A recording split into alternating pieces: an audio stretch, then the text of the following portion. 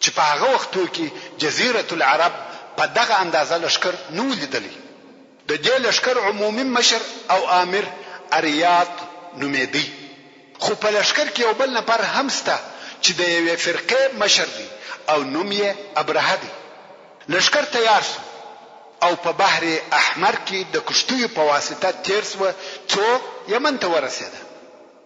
هلته د اهل یمن او د حبشه د لشکر په مابین کې ډېر لوی جنگ شروع شو. د یمن د لشکرو مشر ذونواس دی او د حبشه د لشکر مشر اریاط دی.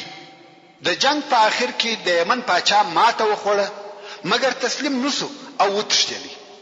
خو حبشان په پسې و نه پریږدي. ذونواس د یوې کشتۍ په واسطه دریاب ته داخل شو. خو حبشان یې هلته هم نفس پریږدي. څو ذونواس په خپل ځان مړ کړي ویل نه غواړم چې د دشمنانو په لاس ووژل سم. اوس نو حبشان پر یمن مسلط و او د یمن حاکم اریاط دی چې ونجاشي ته تابع دی او د هغه نائب بلل کیږي. اریاط ډیر ظالم و، یوازې پر اهل یمن نه بلکې پر هغه حبشانو چې د ملګری و پر هغه هم ظلم کاوه. څو خلق ډیر پتنګ سو او ابرهه چې د اریاط په لشکر کې یو فرقه مشر و په دې ظلم او ستم نو راځي. نو په لشکر کې د ننه د اریاط مخالف نفر پیدا کړ او په اتفاق سره د اریاط پر ضد د جنگ اعلان وکړ. اوس د حبشه لشکر پر دوه حصو تقسیم شو. د ابرهه او اریاط لشکرو د جنگ د پاره ځانونه تیار کړ او دوه لشکره مخ په مخ د جنگ د پاره تیار او آماده ولاړ دي. په دې وخت کې ابرهه و اریاط ته نفر ورولېږي ویل راسه چې زه او ته خبرې سره وکړو. یو ار بدواړه به اسلحې سره کښینو او بحث به سره وکړو. شاید به له جنگ د حل لار پیدا کو. اریاط هم قبول کړ. دوی دواړه د خبرو د پاره به له اسلحې سره کښینستل. ابرهه ورته ویل زموږ لشکر ټول حبشان دي. که دوی سره وجنګو حبش مړ کیږي او د یمن حکم برته د یمن خلقو ته پاتې کیږي او دا جنگ د حبشه په ضرر تمامېږي. اریاط ویل مقصد دې څه دی؟ ابرهه ویل زه او ته به جنگ سره وکړو. هر یو چې غالب وسو حکم د هغه دی او هغه د یمن حاکم پاتې کیږي. اریاط ویل خوښه مې ده. نو د لشکرو پر ځای دوی دوه یو په یو جنگ سره شروع کړي. اوله حمله یا د توري واري اریاط وکړي. هغه خطا سو خو فقط د ابرهه پر پزه تور ومشته او د ابرهه پزه یې غټ ور پرېکړ. نو د دې جهته ابرهه اشرم ویل کیږي ځکه په عربي کې اشرم وهغه چاته ویل کیږي چې پزه یې پرې سوي وي.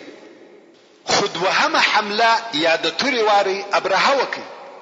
اریاط یې په تور ووهه او مړ کړ. نو د یمن حاکمیت و ابرهه ته ورپاتسو او ابرهه د یمن پاچا سو. دا خبر د حبشه پاچا نجاشي ته ورسېدی. ډېر په قهر او غضب سو.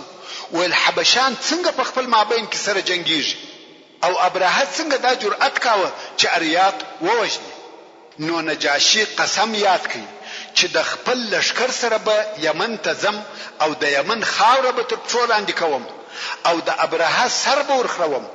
ورون په هغه وختو کې د سر خرول د ذلت علامه و. نو ځکه به مریانو همیشه سرونه خرول.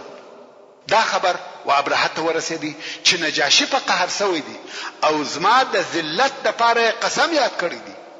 څرنګه چې د ابرهه د نجاشي سره هیڅ په واسه نه پوره نو یې خپل سر په خپل وخراوه او د یمن یو څه خاوره په یو کڅوړه کې واچول. دغه خاوره او خپل ورېشتان یې د یو لیک سره د یو نفر په لاس و نجاشي ته ولېږل. په لیک کې و نجاشي ته لیکلی و زه ستا تابع او ستا خادم یم. ما چې اریاط ووژي د هغه سبب دا و چې هغه ظالم و. ډېر ظلم یې کاوه او خلک یې ستا څخه متنفره کول او ستا د قسم د پاره ما خپل سر وخراوه. دغه زما ورېشتان دي او دغه هم د یمن خاوره ده تر پښو یې لاندې که چې ستا قسم ادا سي. نجاشي هم راضي شو ویل څرنګه چې دی زما تابع دی او زما د امر څخه مخالفت نه کوي نو ولې جنگ کوم همیشه د پاچاهانو یا رئیسانو اشخاص نه دي پکار بلکې د ځان تابع خلک یې پکار دي د نجاشي سره خبره پای ته ورسېده مګر ابرهه چې د نجاشي نائب بلل کیږي د هغه په زړه کې بیا هم د نجاشي بیره و نو د دې د پاره چې خپل وفا او تابعوالی نجاشي ته وشي نو یې امر وکړي چې په یمن کې یو ډېر لو او شایسته کنیسه جوړ کړي کنیسه د نصاراو د عبادت ځای دی څرنګه چې نجاشي نصرانی او عابد سړی وو نو ابرهه ویل په دې کار به نور هم نجاشي خوښ او راضي کم وخت چې کنیسه جوړه سوه نو یې د قلیس نوم پر کښېښاوه او نجاشي ته حال ولېږي چې په یمن کې مې یو ډېر لو کنیسه ستا په خاطر جوړه کړه او ټول عرب به مکلف کم چې ودغه کنیسې ته د عبادت لپاره راځي